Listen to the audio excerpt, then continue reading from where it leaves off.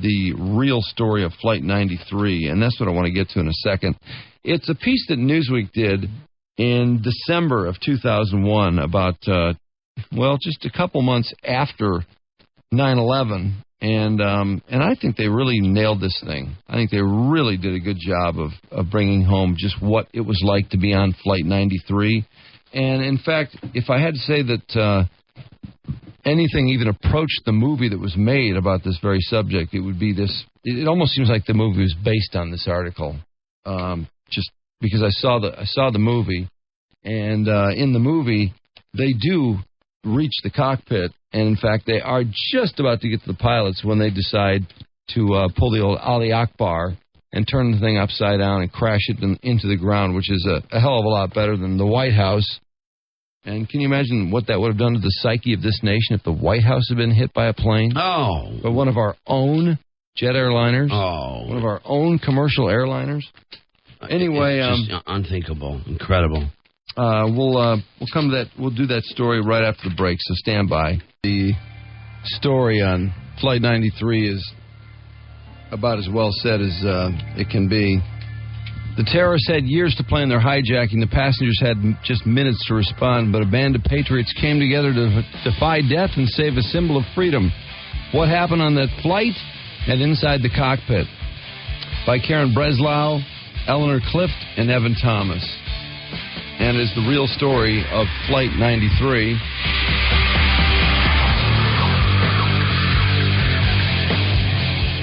And again, I think Flight 93 is really the one victory the U.S. Achieved that day. And it's ironic, I think, that the victory was achieved by a bunch of people who didn't know each other, who just happened to be on an airplane. We're not government officials. We're not people that held fancy schmancy jobs or did anything particularly exciting in terms of what they did for a living, but they were just people who happened to be on this airplane, and they created, in my opinion, the real victory of 9/11, 2001. Isn't it too bad though that they were so close to success? Yeah, it is. And how amazing if there had been one more chapter, which would have been that guy, I think it was Tom, who was the pilot, who would have brought her in. Yep. Got everybody down. It was so close. There was one more chapter left in that fantastic book that was being written up there. It's a damn shame, isn't it? It really is. It's painful every time you think about it because it was so close. And when you know that bastard was able to roll that thing over like that on them. And but at least his plane was not allowed to get to where it was intended to go. So that's the beauty of it. And it's fantastic, really, and just incredible that we were able to actually understand what was going on inside that airplane through the cell phones and the communication going on with it. That's amazing, isn't it? On. Yeah, that's just it, because hell, they could have been as confused as everyone else, thinking there was a simple hijacking. Well, had it not been for the communications that these people had with their spouses, and also some with just operators in general from people that they were trying to reach or directory assistants when they were trying to get phone numbers. Had it not been for information they got under those circumstances, they would have never done this. This would have never happened. They would have sat in their chairs, they would have waited it out, and this plane would have gone to wherever it was meant to go. Absolutely. See, I thought I heard it was shot down by an F-16 that the government What? Oh, yeah, boy, a lot of people believe that for a long time, because they also cited the fact that wreck, that no one got close to that wreck. They stayed a distance away to keep everyone away from the evidence of that, because it was in that distant field. But how incredible with the cockpit tapes and with the cell phones and everything else that we were able to recreate that, and then the things that they were able to do afterwards, and see everything that went on and how everyone on board that thing was a hero in their own way. I thought the movie was just incredible too. I thought it was a fabulous movie. I thought of all the movies that were done regarding this particular day in history, I think the Flight 93 movie was the best. Yep. Clearly. Yep, no doubt. And there were a couple of them. They were all good, but that one in particular was incredible. I just saw another movie about this particular subject that was very good. It'll come to me. I can't think of it right now, but it's funny because it had nothing to do with any of the typical things that we've seen a lot written about. It was in fact, I think it was almost pure fiction, but it did relate to 9/11 somehow. Anyway, here's how Newsweek sort of put things together for us, and I thought they did a great job of it. In the first few days after September the 11th, Lisa Beamer could not sleep for more than an hour. Then she would wake up and cry. She worried about the boys, David 3 and Drew 19 months, and the new baby due in January. David wanted to know why, if their father loved them so much, he had gone to be with Jesus. And there was that one nagging question. Why had her husband, a man so attached to his cell phone that Lisa had to confiscate it when they went on vacation, why had he not called her from the plane? Other passengers had called home from Flight 93 to say goodbye and talk to their loved ones. Why not Todd? Then on Friday night, September the 14th, she got a call from her crisis counselor at United Airlines. Todd Beamer, it turned out, had made a call. It had been routed to an airphone operator in Chicago. The counselor said she had a message for Lisa, but she was worried it might be too much to handle. Read it to me right now, said Lisa. She did not ask why it had taken the FBI 3 days to let her know about her husband's last words. The letter was short and to the point. It recounted a conversation between Todd and the airphone supervisor, Lisa Jefferson, and some last words that will never be forgotten. The next morning, the two Lisas had a tearful conversation. Jefferson told Beamer that her husband had been calm and matter-of-fact. Lisa Beamer was relieved. She had not wanted her husband to die in terror. Actually, Todd had been afraid. They all had been deathly afraid. More than once, he cried out for his savior. But Beamer, like so many other passengers and crew aboard Flight 93, overcame his fear. They did not wait to die. They went out fighting, and by doing so, may have saved countless others and spared a symbol of democracy and freedom from destruction.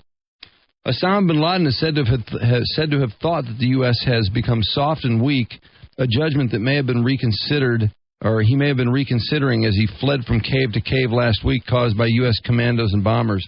By the way, did you, this is a little off the subject, but did you catch the communique from Osama bin Laden, the video? Yeah, where it suggested that the U.S. convert to Islam. Mm-hmm. Yeah, I thought that was very interesting, and based on what I've read about Islam in the last 6 months or so, because I've read 3 books on Islam, and I'm intrigued by the subject and intrigued by a lot of things that we've wondered about since 9/11, which is, for example, why hasn't there been more reaction from mainstream Muslims about this particular event? Why? People why look for hasn't that all there the time? Exactly. Just stand up and say something. And I tried to put myself in the shoes of these people. For example, if I were a Christian in an Islamic country and a group of Christians flew a couple of airplanes into some giant Islamic buildings that were considered to be of great importance to that country, would I feel compelled to want to say something? And the answer always would come out yes, and I could never understand that. And she's not a Christian! And anyway, I never could quite come to any conclusion on this as to why would there not be some kind of a response. And what I did find out was that, a lot of Muslim people felt that the people who were responsible, the 19 people who were responsible for 9/11/2001, were not true Muslims because of what they did. Therefore, these people were not in any way, shape, or form responsible for answering concerning them or for having an answer about them or about what they did. It just wasn't their job. Although I would look for them to at least come out and say something about it. Well, I did too. In fact, I especially when you start hearing about the Quran and about this business of if you don't subscribe to Islam, then you need to be dead. I wasn't satisfied. I wasn't satisfied with that response. It didn't do much for me. Nope, not at all. And you can at least stand up and there's so many things being said in this fanatical Islamic stuff. This radical viewpoint. You would think that somebody would want to straighten it out. And as far as bin Laden saying that we should convert to Islam, I didn't find that terribly surprising because I found that in terms of the event itself, 9/11, many people of the Muslim religion as far as their views on 9/11/01. Mm-hmm. Many of them, and this is a really cold way to look at it, but I'm just simply passing along what I read. A lot of them felt that it really wasn't a huge tragedy, except for the fact that a certain number of Muslim people were killed. Yeah. In other words, the feeling was you're either Muslim or you're not, and if you're not, it's just you're not that important. Worthless. Yeah.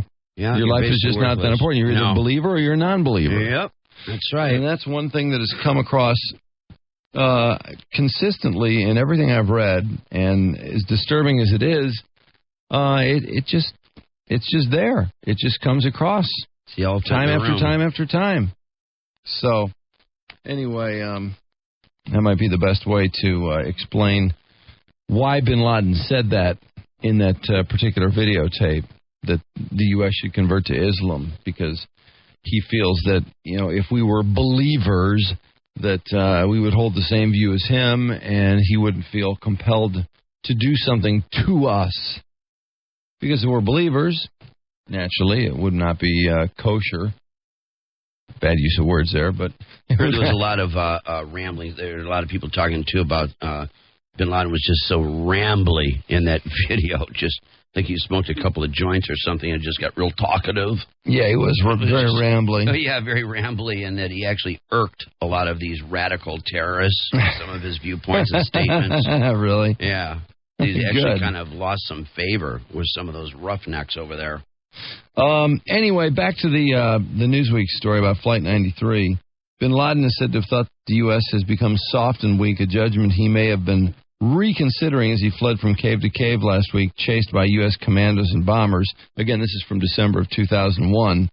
Bin Laden is also reported to be deeply historical, to recall with immediacy the struggles and triumph and humiliations of the Islamic world of a century or 1,000 years ago.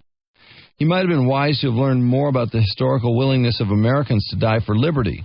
The first American flag flown by the patriots of the early Revolutionary War was not the Stars and Stripes, but a banner showing a coiled snake with the inscription, "Don't tread on me." America's latest war for freedom did not begin with a speech by George W. Bush or a cruise missile attack on a terrorist training camp in Afghanistan. It began with a group of citizen soldiers on Flight 93 who rose up, like their forefathers, to defy tyranny. And when they came storming down the aisle, it wasn't the Americans who were afraid, it was the terrorists.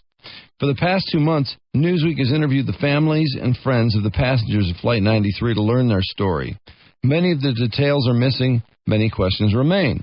But informed sources describe in detail to Newsweek the words and sounds picked up by the cockpit voice reporter on Flight 93, and information that has never been revealed before. The tape shed light on a central mystery. They strongly suggest that the hijackers flew the plane into the ground under ferocious attack from the passengers. The picture is one of shock, struggle, fear, but the lasting impression that remains is of courage, the kind of extraordinary bravery ordinary Americans can show. The 4 hijackers who took over Flight 93 were not supermen by any means. They were one shy of a full team. The other 3 planes were each seized by 5 men. If you remember, there were 19 people, and the reason there were 19 is there were 3 planes of 5 and 1 plane of 4, and this was indeed the plane of 4. Al-Qaeda's September 11th attacks were executed with frightening efficiency, but Flight 93 was the exception.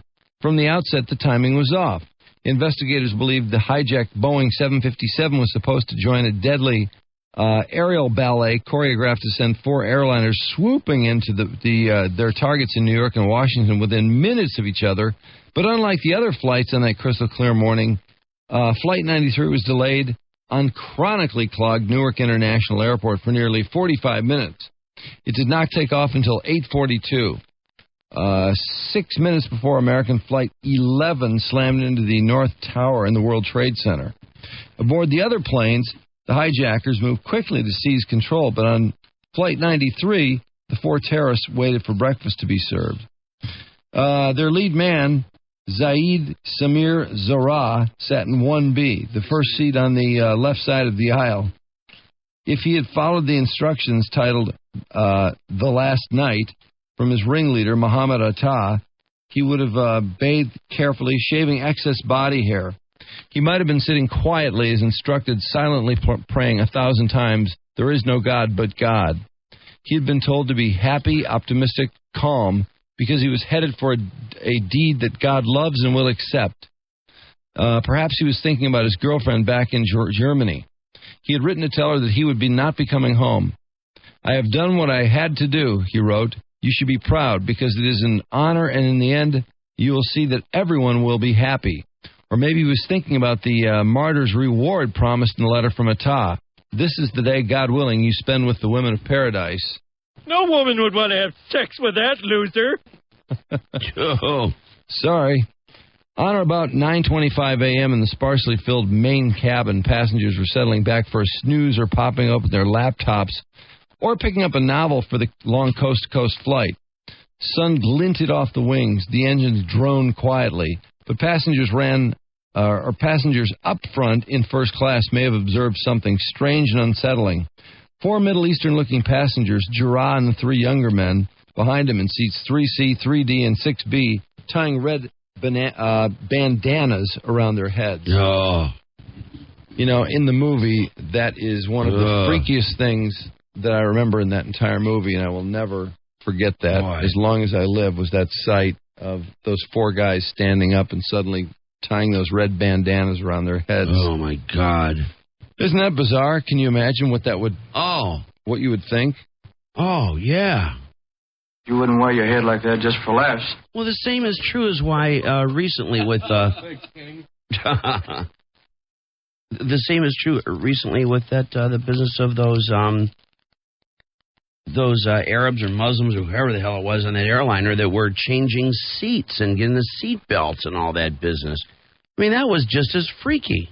Oh, the ones that are suing now? They're suing now. Yeah, there's no question they were trying to get everybody upset and instill fear in everyone. The ones that were praying in the gate area before they got on the flight. Yeah. And then they wanted to extend the seat belts. Obviously, they thought it was to tie people up, but they started changing their positions, and they were doing everything that they could to make everyone very nervous, and people reacted to it. It's what they should do, and then now, of course, they're suing. But it would be a similar thing, you know, when all of a sudden there's a select group of people that are acting strangely, looking at one another. Oh, my God, it must be chilling. I would not fly with him at all, in anything, ever. I wouldn't fly with him either. Wait. Let's see. Red bandanas? Yeah, they tied the red bandanas around their heads. In the cockpit, the captain, Jason Dahl, and his first officer, Leroy Homer, had already been warned to be on alert for trouble. About 20 minutes earlier, shortly after 9 a.m., a message had flashed on the cockpit computer screen sent out to all United Airlines pilots by the Home Office. American Flight 11 had already crashed into the First World Trade Center tower, and United 175 had just plowed into the second tower. So both of these events had already occurred. Oh, my God. American Flight 77 had been hijacked and was headed for Washington, D.C. Dahl and Homer were not told these details, just given a general warning. Beware, cockpit instruction. One of the 2 pilots simply typed, confirmed. You know... Oh, man. I find that a little hard to digest.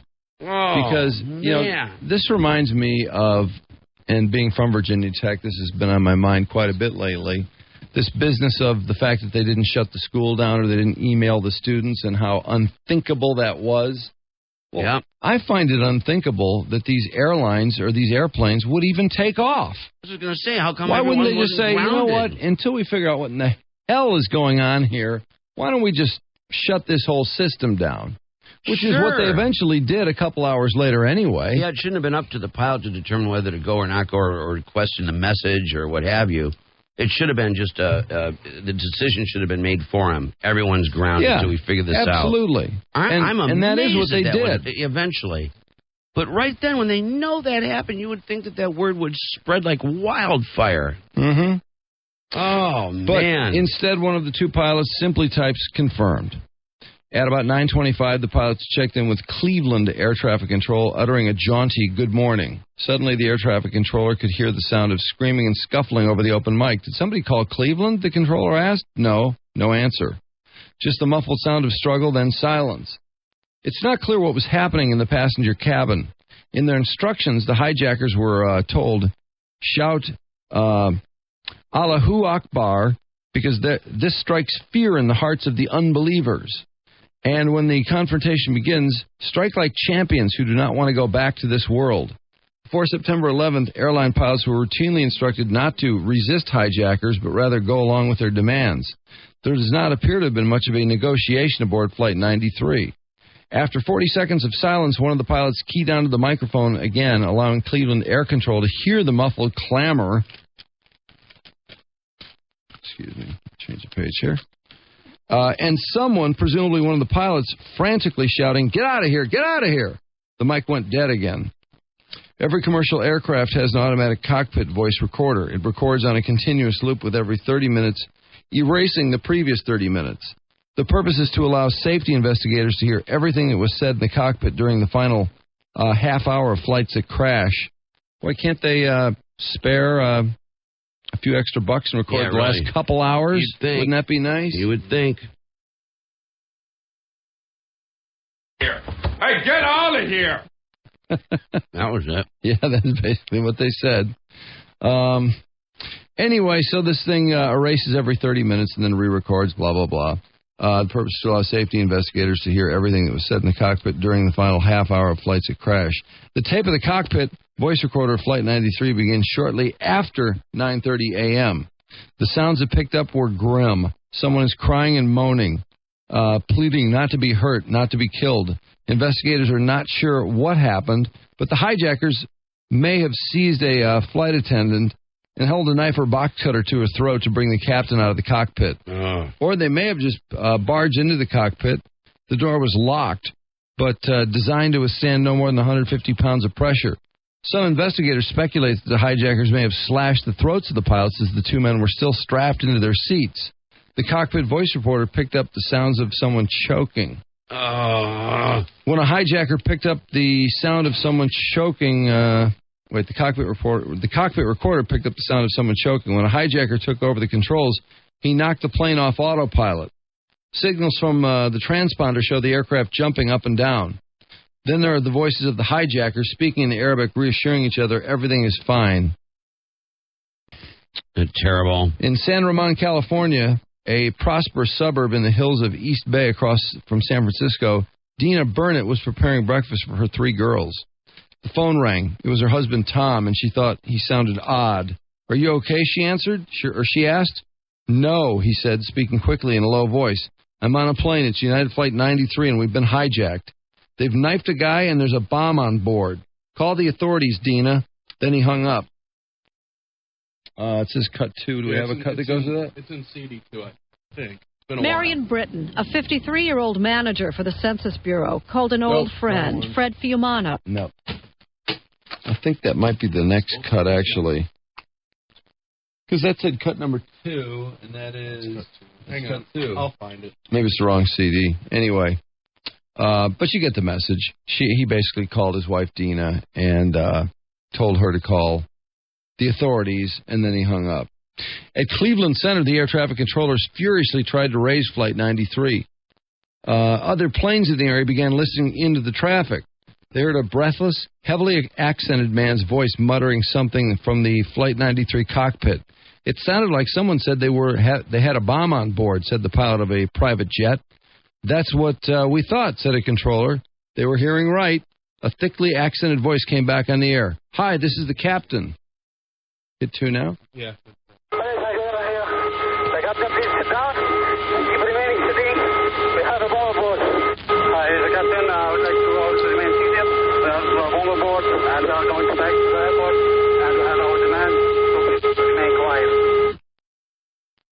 You know what? They're doing the moment of silence on television right now.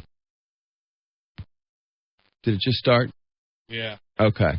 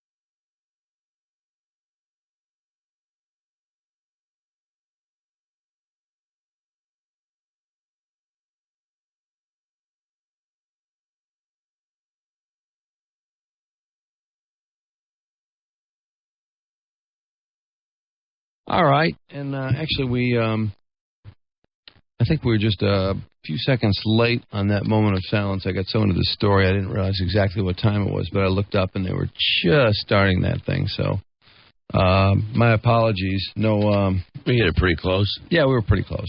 About as close as we get. Yeah, for us, that's pretty good. Yeah, that was pretty damn good. Yeah. It was 8:48. Yeah, it was close as hell. Mm-hmm. Anyway, let's see. Where were we?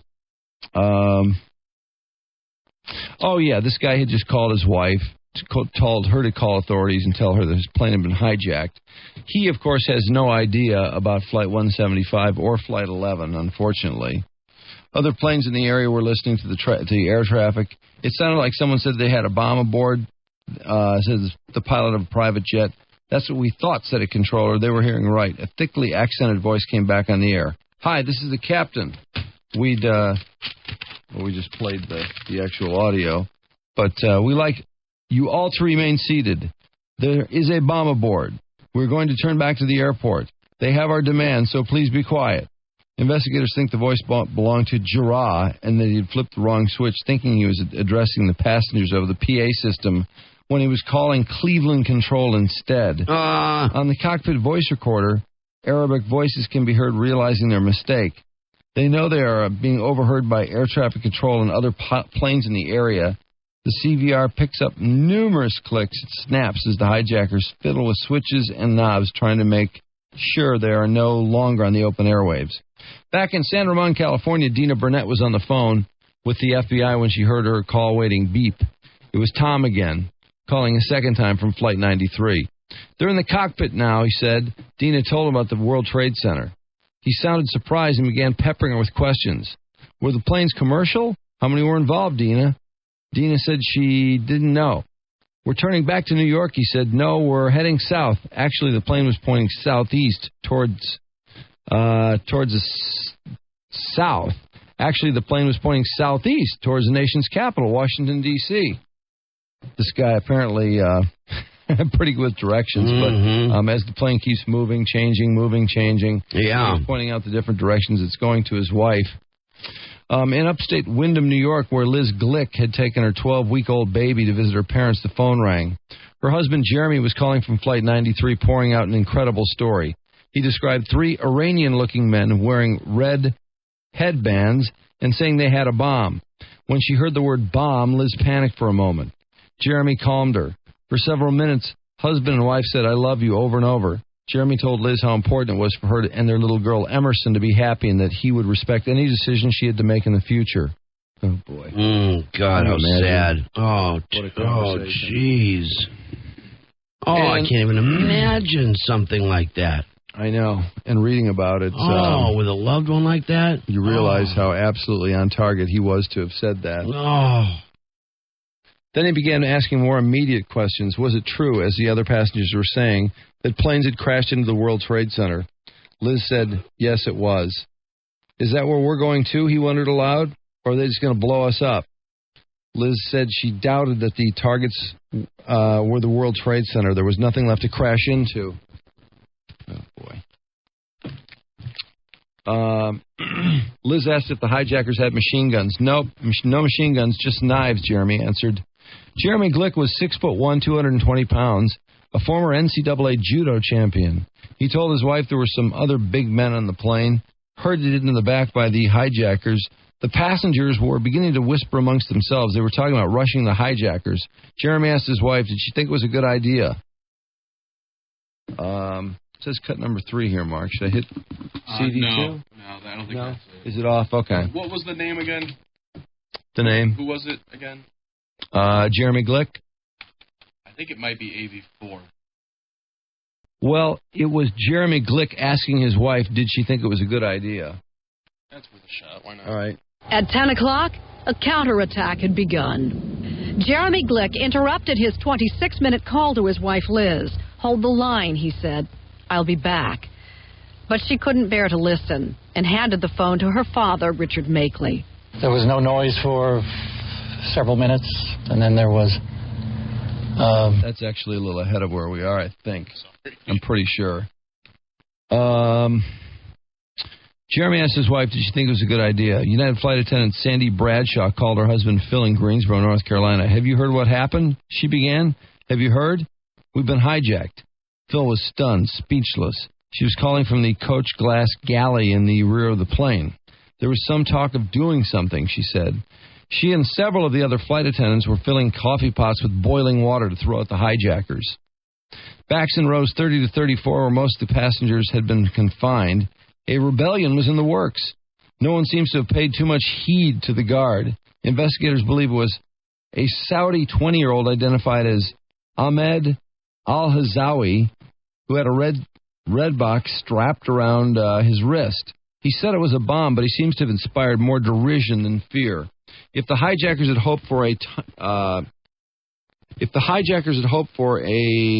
timorous and infirm group of passengers, they picked the wrong plane. In addition to judo expert Glick and Tom Burnett, a take-charge type who had been a quarterback in college, there was Todd Beamer, who had never been the biggest or fastest guy in the court as a college point guard, but who was known as a gamer. The team members who make the winning play. Mark Bingham, 6'5", had played rugby at Cal on a national championship team. A risk taker, had once been arrested for tackling the Stanford mascot at a football game. That's pretty funny. Lou Nacky, a 5'3", 200-pounder, was a weightlifter with a Superman tattoo on his shoulder. Rich Guadagno, an enforcement officer with California Fish and Wildlife, had been trained in hand-to-hand combat. Flight attendant C.C. Lyles had been a detective on a Fort Pierce, Florida police force. William Cashman was a former paratrooper with the 101st Airborne at 60. The ex-iron worker was still fit. And Linda Gronlund, the lawyer, had a brown belt in karate. Lauren Grancolis had organized a skydiving expedition. On her fridge was a note, "Get busy living or get busy dying." Alan Bevan, 6'3", was a rock climber and a former Scotland Yard prosecutor. The hijackers had been training for 2 years. The passengers came together in a few minutes, but the odds were not hopeless. There was even a pilot among them, Don Green, the vice president of a company that made safety devices for airlines, had flown single-engine aircrafts. With the right engine instructions from air traffic controllers, he might have been able to command the highly automated Boeing 757. See, anybody could have flown. Yeah, see. Well, it's automated, Mark. That's the only reason. Got to know what buttons to push in the right sequence. They could have had a woman flying. So no at this point, too far. She could get me coffee while I work on the owner's manual. I'm sure there was an 8-year-old on that plane that could have flown. All right, you smart asses. At this point, we got a pretty good collection of either people who are ready to get physical with the hijackers or people who are performing some kind of function. For example, this pilot in particular, and the stewardesses who are filling the cups with the hot water, who are going to burn the crap out of these hijackers, which I love. Oh, man, yeah. Get them right in the face. And a lot of these people are making contacts with people at home, with loved ones, for one final time, saying their goodbyes. The one guy who says, whatever you do with our daughter, I respect, blah, blah, blah. How sad and brutal. How are we doing on commercials, Mark? We're okay. I mean, how many before 10, for example? I'm 16. We need to do news, though. Yeah, why don't we take a quick break, do news, and we'll pick up right here. Got to fire some more excerpts, too. What's that? We got to fire off some more excerpts, too, from the original show. Oh, yeah, yeah. No, we got plenty of time for There's that. a ton of email, and I pulled some really good ones there. I know Clark's is also one of them. Well, this story actually doesn't have that much farther to go. It's got, this page is mostly an advertisement. It's got about 2.5 pages to go. Perfect. And it is, I tell you what, powerful, powerful, powerful, powerful stuff. Yep.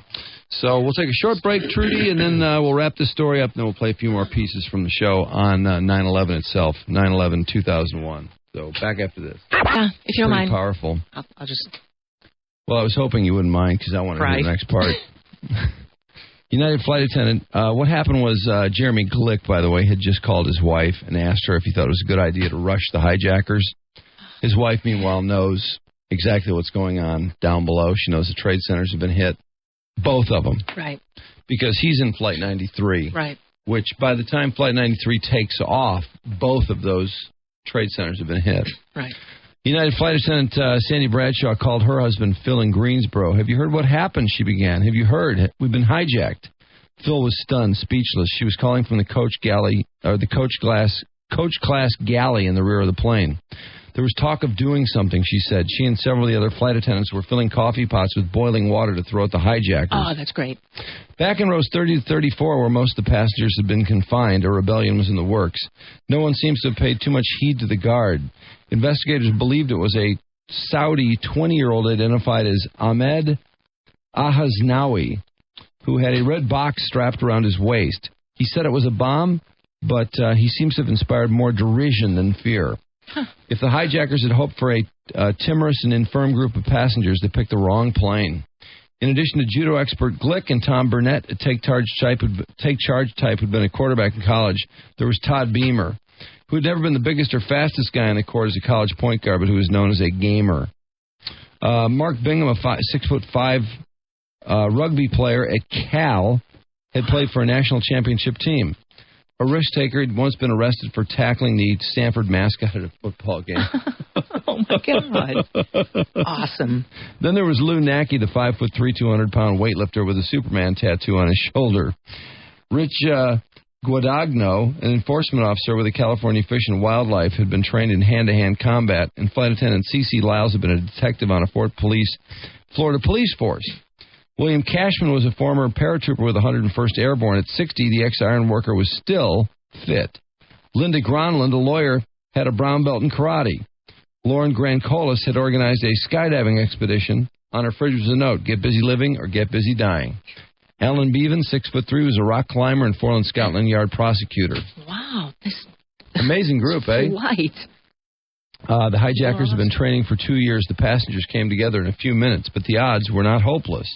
There was even a pilot among them, Don Green, the vice president of a company that made safety devices for airlines. He had flown single-engine aircrafts. With the right instructions from air traffic control, he might have been able to land the highly automated Boeing 757. At about 9:45, Tom Burnett called Dina again. She had just heard that a plane had crashed into the Pentagon, and she was sure it was Tom's. Oh, can you imagine? She's calling her husband, and she thinks his plane has just hit the Pentagon. Mm-hmm. Oh, boy. So Tom answers. Tom, you're okay, she said, sobbing. No, I'm not, he replied, which in her mind is the last thing she expects to hear out of him. Dina told him what had just happened at the Pentagon. My God, he said. Dina said, they seem to be taking planes and driving them into designated landmarks all over the East Coast. It's all over the East Coast. It's as if all hell has been unleashed. Tom told her that the hijackers claimed to have a bomb, but he was skeptical. I think they're bluffing, he said. We're going to do something. He went on. I've got to go. Todd Beamer may have been having trouble with his credit card, or he may have just punched 0 into the airphone. In any case, his call at 9:45 was routed to the GTE Customer Center in Oak Brook, Illinois. Sounds like the Prince's... GTE call block. the Prince's call block. Mm-hmm. His infamous GTE call block. Yeah. Anyway, it was routed to the GTE Customer Center in Oak Brook, Illinois. An operator told Supervisor Lisa Jefferson that she had a call from a man who said his plane was being hijacked. The call did not sound like a prank. This is Mrs. Jefferson, said the GTE supervisor in her calmest, most professional voice. What is your situation, she asked, and began to work through the checklist in the GTE distress call manual. How many people on board? Any children? How many injuries? How many hijackers? Are they armed? In an equally calm and businesslike way, Beamer rattled off the details.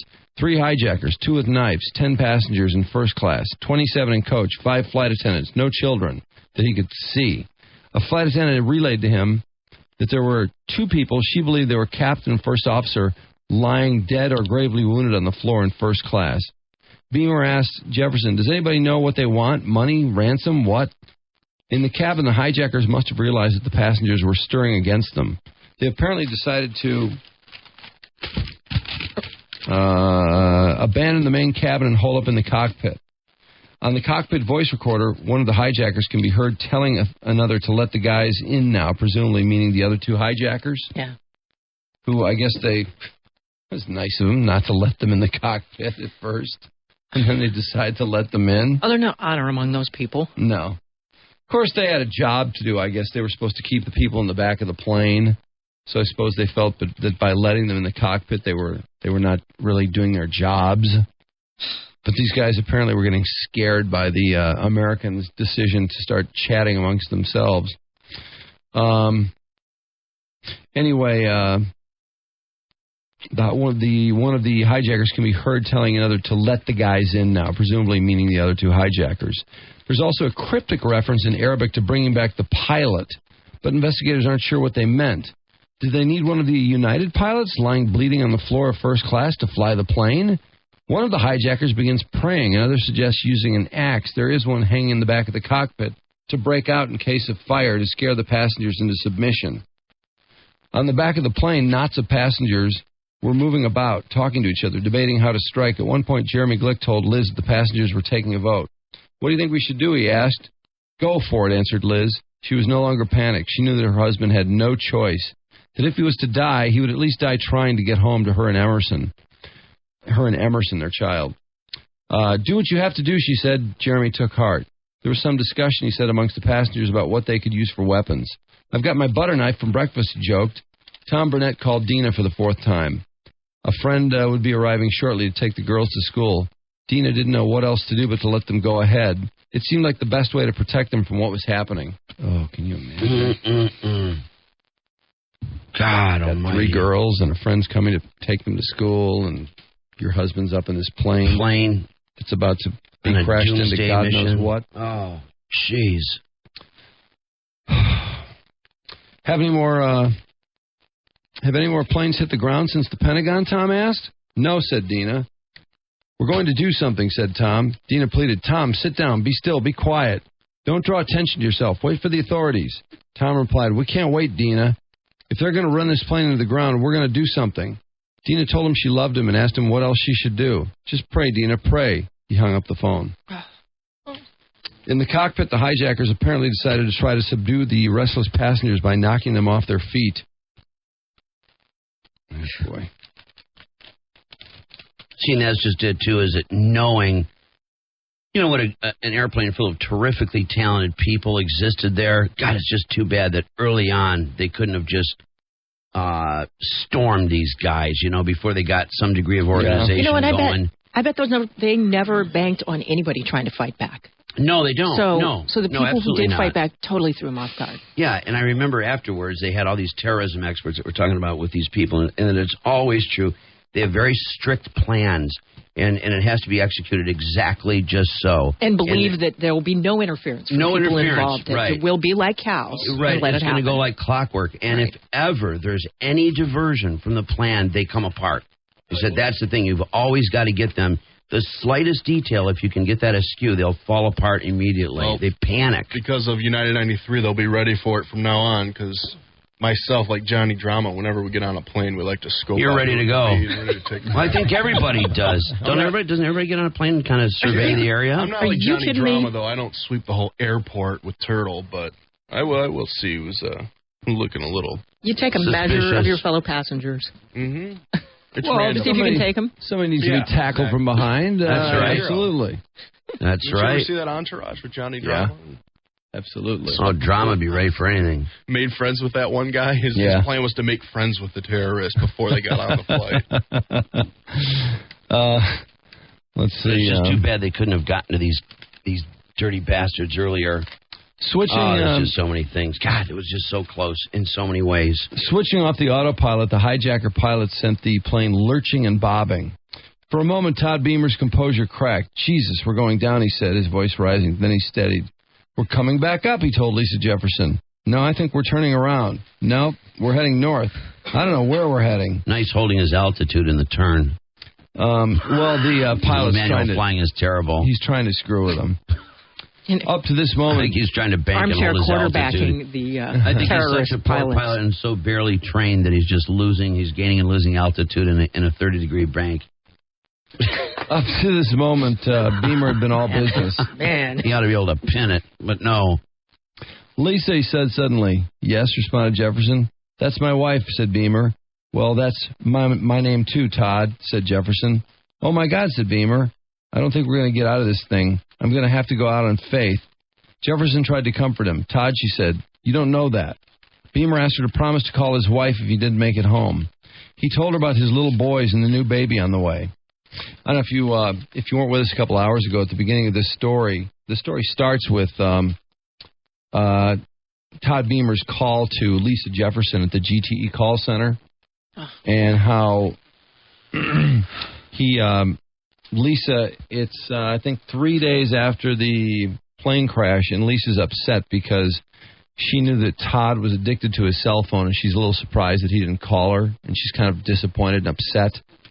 And actually, the truth of the matter is, he tried to call her, and for some reason, he ended up at this call center with this Lisa Jefferson. And so, anyway. And remember when those phone calls all came out?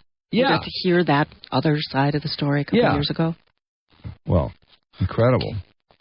Todd said Lisa Jefferson, oh, my God, said Beamer, I don't think we're going to get out of here. I don't think we're going to get out of this thing. I think I'm going to have to go out on faith. Jefferson tried to comfort him. Todd, she said, you don't know that. Beamer asked her to promise to call his wife if he didn't make it home. He told her about his little boys and new baby on the way. Then he said the passengers were going to try and jump the hijackers. Are you sure that's what you want to do, Todd? Asked Jefferson. It's what we have to do, he answered. He asked her to pray with him. Beamer kept the Lord's prayer bookmark in his Tom Clancy novel, but he didn't need any prompting. He began to recite the ancient litany, and she joined him. Our Father, which art in heaven, hallowed be thy name. Thy kingdom come, thy will be done in earth as it is in heaven. Give us this day our daily bread, and forgive us our trespasses, as we forgive those who trespass against us. And lead us not into temptation, but deliver us from evil. For thine is the kingdom, and the power, and the glory forever. Amen. Jesus, help me, Beamer said. He recited the 23rd Psalm. Then Jefferson heard him say, are you guys ready? Let's roll. The infamous let's roll. Yeah. In the minutes they fought to save their dignity and honor, it's not their lives, the passengers of Flight 93 showed small acts of kindness and grace. They said goodbyes to their families and to each other. Lauren Grancolis left a message for her husband, Jack, on the answering machine. There had been a little problem with the plane, but she was fine and comfortable. She paused and added, for now, she sounded steady and strong. Choosing her words carefully, she repeated, I'll call. Then she stopped herself and told Jack how much she loved him and her family.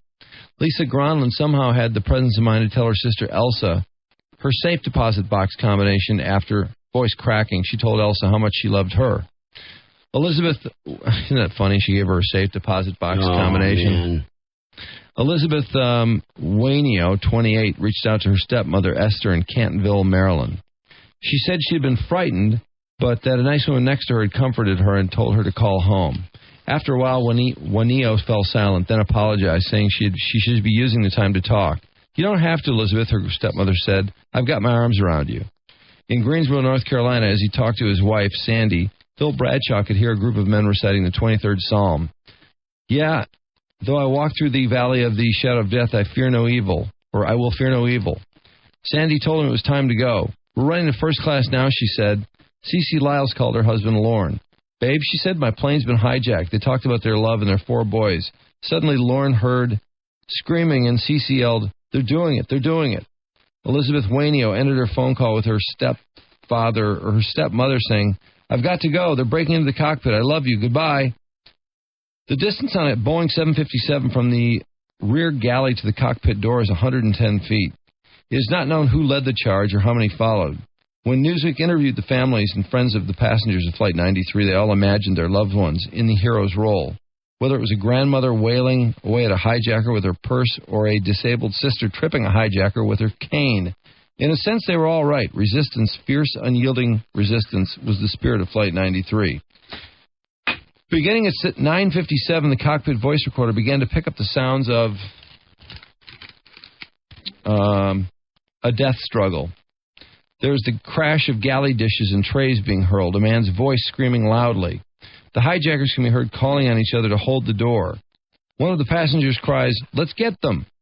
More crashing and screaming. In a desperate measure to control the rebellion, a hijacker suggested cutting off the oxygen. Another one tells his Confederate, take it easy. The end is near. The hijackers can be heard talking about finishing off the plane, which has begun to dive. The hijackers cry out, God is great. The cockpit voice recorder picks up shouting by one of the male passenger. passengers. It is unclear whether the passengers have breached the cockpit or are just outside the door. The hijackers apparently begin to fight amongst themselves for the controls, demanding, "Give it to me, give it to me." In the hilly country of Somerset County, Pennsylvania, eyewitnesses saw a plane rocking from side to side like a seesaw as it plunged towards the earth. The crater in the field was 50 feet deep after it hit. But nothing compared with what the Capitol of the White House might have looked like if Flight 93 had kept on its course for an additional 20 minutes or so.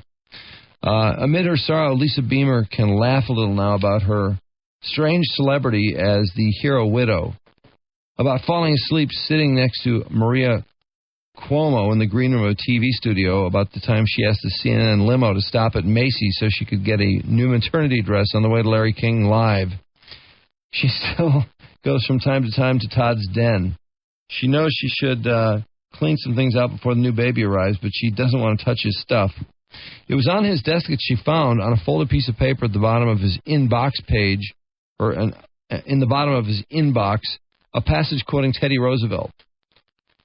This is incredible. Oh, yeah. You're going to make me cry, by the way, so I have to stop soon. This is a great quote.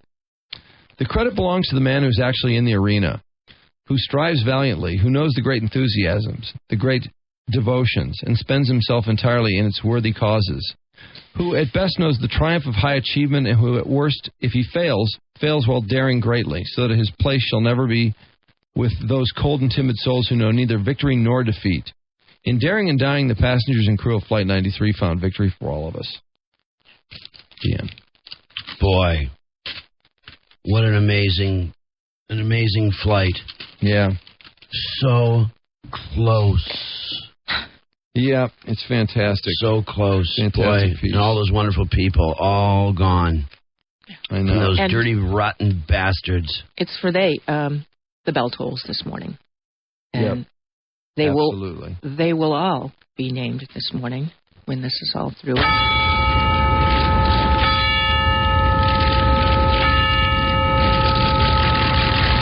All who went down on this day 6 years ago. Flags all over the country, including in Michigan by orders of Governor Granholm, are going to be at half-mast.